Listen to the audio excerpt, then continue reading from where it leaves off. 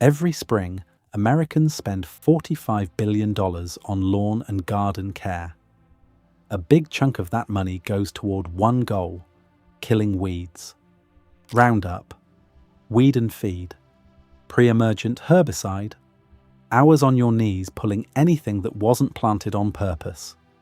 And the whole time, you're destroying plants that medieval families depended on to survive.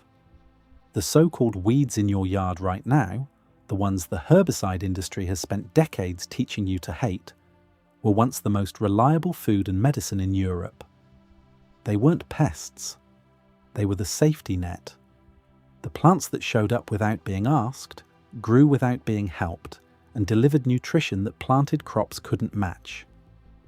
7 of them are still growing in your lawn, your sidewalk cracks, and your garden beds. You've been killing them your entire life, and every one of them is more useful than half of what's in your refrigerator. By the end of this video, you'll never look at your yard the same way again. Number 1. Fat hen. In 1984, archaeologists opened the stomach of Tollund Man, a 2,400-year-old body preserved in a Danish peat bog. His last meal was a porridge made from over 40 different seeds and grains. The most common ingredient wasn't wheat, it was fat hen. You know this plant. It grows in every garden, every disturbed patch of soil, every neglected corner of every yard in the Northern Hemisphere. You've pulled it out 100 times. Its real name is Chenopodium album, and it was one of the most important food plants in human history. Fat hen was a staple grain in Europe for thousands of years before wheat farming took over. The seeds are tiny, about 1 millimeter across, but a single plant produces up to 75,000 of them.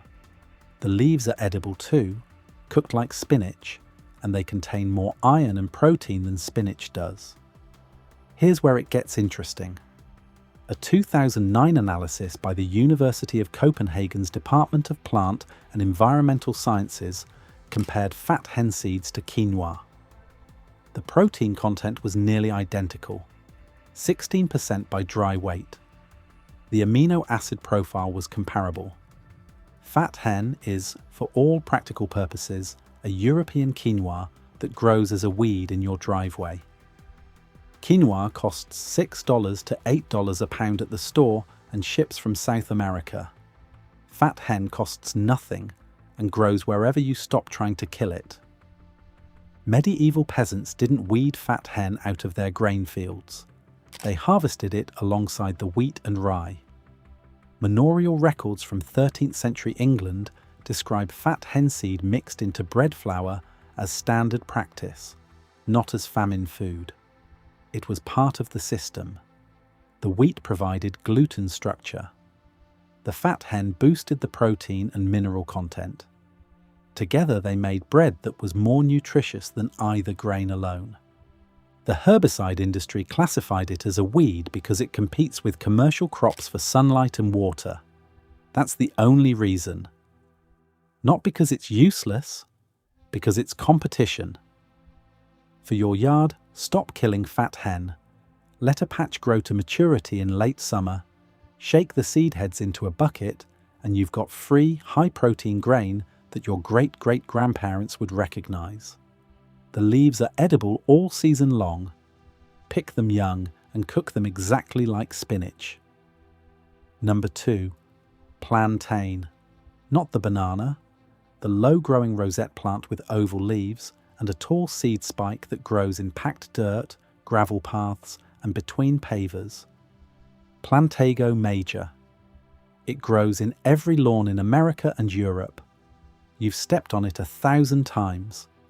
Medieval physicians called it way bread because it grew along every road, path and trail, always within reach of travelers who needed it, and they needed it constantly.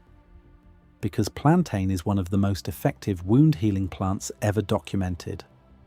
The leaves contain a compound called aucubin that speeds up cell regeneration. They also contain allantoin, the same active ingredient in commercial wound-healing creams that sell for $12 a tube. When you crush a fresh plantain leaf and press it against a cut, bee sting, or insect bite, it reduces swelling and pulls toxins from the wound. A 2013 study published in the Journal of Ethnopharmacology tested plantain leaf extracts on wound healing in laboratory conditions. The extract accelerated wound closure by 28% compared to untreated controls. The researchers confirmed both anti-inflammatory and antimicrobial activity. Medieval travelling physicians carried dried plantain leaves the way modern hikers carry a first aid kit. The Anglo-Saxon medical text known as the Lac Nunga, written around 1000 CE, lists plantain as one of the 9 sacred herbs. As field-tested medicine used daily by people who walked everywhere and got cut, bitten, and stung constantly. For your family, learn to identify plantain.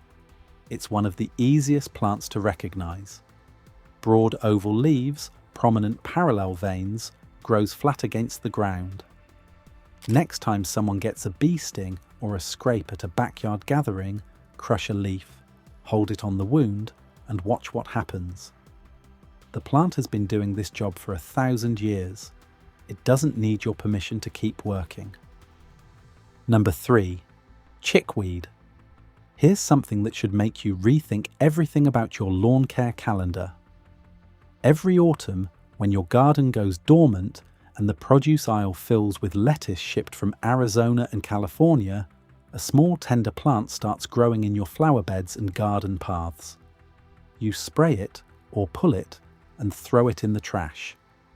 That plant is chickweed, Stellaria media, and it's one of the only fresh salad greens that grows through winter in temperate climates.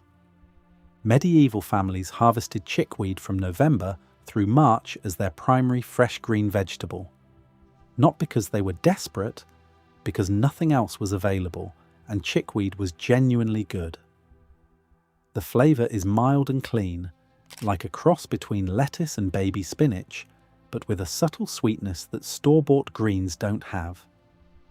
Nutritional analysis from the Plants for a Future database shows chickweed contains more vitamin C per gram than lettuce, along with measurable levels of calcium, magnesium, and potassium. It also contains saponins that support nutrient absorption in the gut. The entire plant is edible: stems, leaves, and tiny white flowers. You eat it raw in salads or cook it briefly like baby spinach. 1 square metre of chickweed produces enough salad greens for a family meal, and it regrows within 2 weeks of cutting. Your winter lettuce travels 2,000 miles in a refrigerated truck, costs $3 a head, and wilts in your crisper drawer within a week.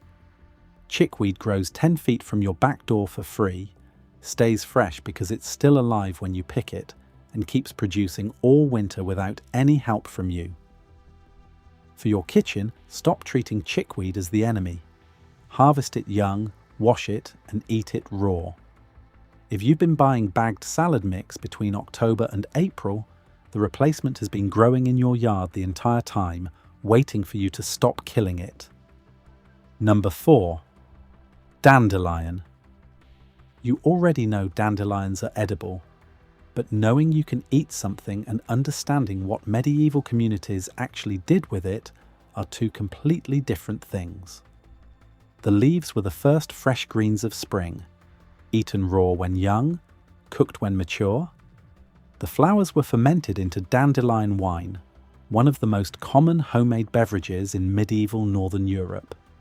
The roots were dried, roasted, and brewed into a coffee-like drink that medieval herbalists prescribed for liver and digestion.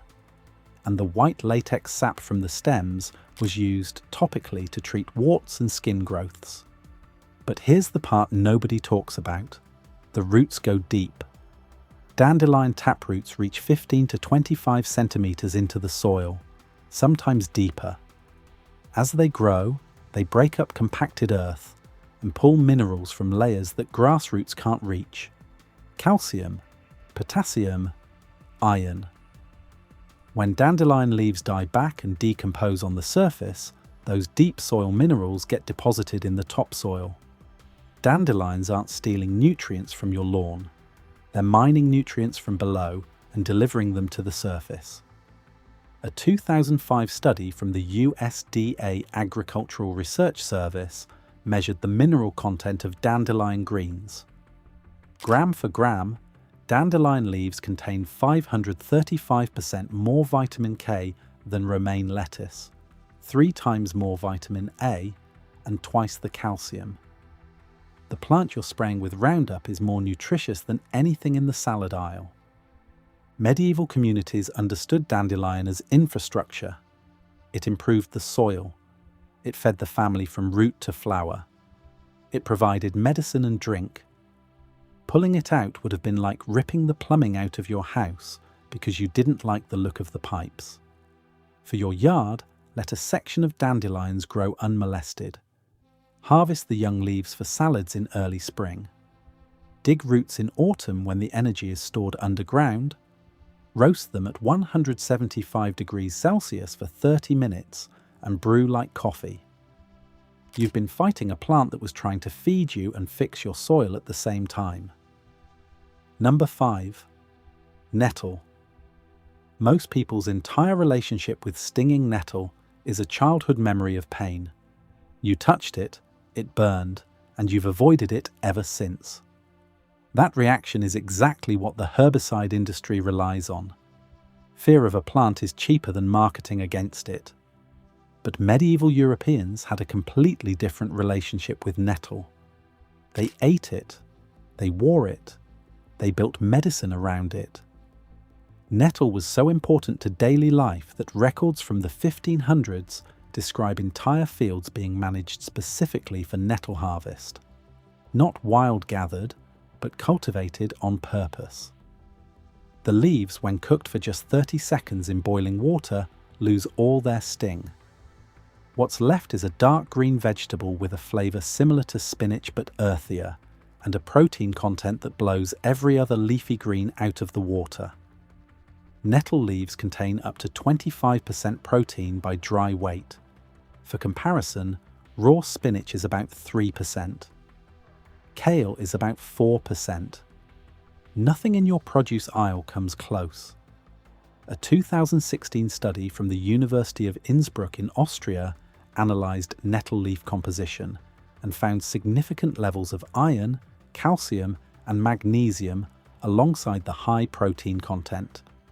The researchers noted that nettle compares favourably to moringa, a tropical plant currently marketed as a superfood at $20 to $30 a pound, in overall nutrient density. For your property, nettle grows in rich, moist soil, along fence lines, near compost piles, at the edges of streams. Wear gloves, harvest the top 10 centimetres of growth in spring, blanch briefly, and you have one of the most protein-dense vegetables on the planet. Meanwhile, the superfood industry is selling you imported powder made from plants that can't even grow in your climate. Number 6. Yarrow. There's a reason the Latin name for yarrow is Achillea millifolium. According to legend, Achilles used it to treat his soldiers' wounds during the Trojan War. Whether or not you believe the myth, the name stuck because the plant's reputation as a wound treatment was beyond dispute for over 2,000 years. Medieval armies carried dried yarrow the way modern soldiers carry combat gauze. The plant contains achillane, a compound that promotes blood clotting when applied to open wounds. Crushed fresh yarrow leaves, packed onto a bleeding cut, slow the bleeding faster than pressure alone. This was standard battlefield first aid from the Roman legions through the Napoleonic Wars. But yarrow wasn't only for emergencies. Medieval herbalists prescribed yarrow tea for fevers, digestive pain, and heavy menstrual bleeding. The 12th century abbess, Hildegard von Bingen, documented yarrow preparations in her medical texts, describing specific dosages for specific conditions. A 2011 study published in Phytotherapy Research confirmed that yarrow extract demonstrates both anti-inflammatory and antispasmodic properties.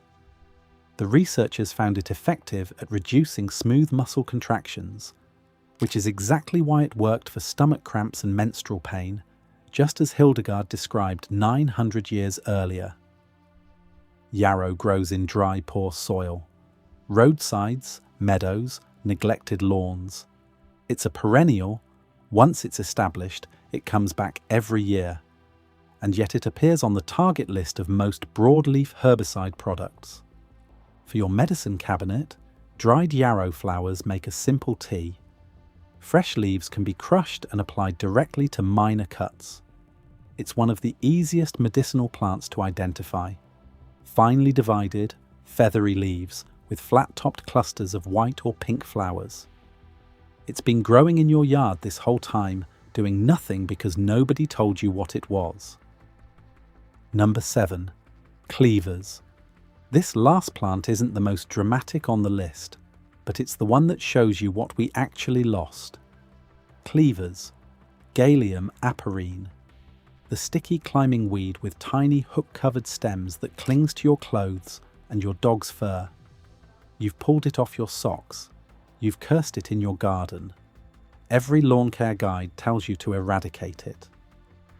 Medieval herbalists used cleavers as a lymphatic tonic, a spring cleanse that supported the body's drainage system after a long winter of heavy, preserved food. The dried seeds were roasted and brewed as a coffee substitute, just like dandelion root. The young stems were juiced or made into tea. The whole plant was considered essential spring medicine across England, Germany, and Scandinavia. Modern research backs this up. Cleavers contains chlorogenic acid and flavonoids that support kidney function and fluid balance. Herbalists today still prescribe it as a mild diuretic and lymphatic support. But you have to buy it dried from a specialty shop for $8 to $15 an ounce. But here's the real point. Cleavers is the plant that connects everything on this list. Because medieval people didn't have separate categories for food, medicine, soil health, and pest control. Cleavers was spring medicine. Nettle was food and fibre.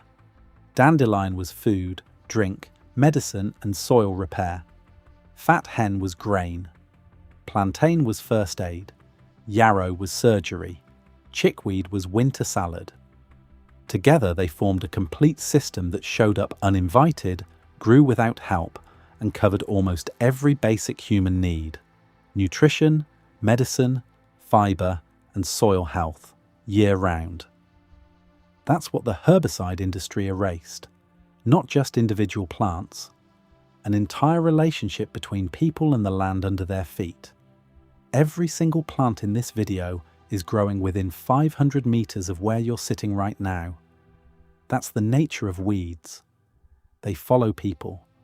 They grow where we live, where we walk, where we build. They've been doing it for thousands of years, offering food, medicine, and material to anyone who paid attention. Medieval families didn't have grocery stores or pharmacies. What they had was knowledge. They looked at the ground and saw a system, plants working together across seasons to provide what a household needed. We replaced that knowledge with a bottle of poison and a bag of fertilizer. The question isn't whether these plants work. Every study, every archaeological record, every medieval text confirms they do. The question is whether we'll stop killing them. If you want to keep learning what's been hidden in plain sight, hit subscribe. We dig up forgotten knowledge like this every week. Drop a comment and tell me which of these 7 plants you're going to let live. The most useful garden you'll ever have is the one that's already growing. You just have to stop destroying it.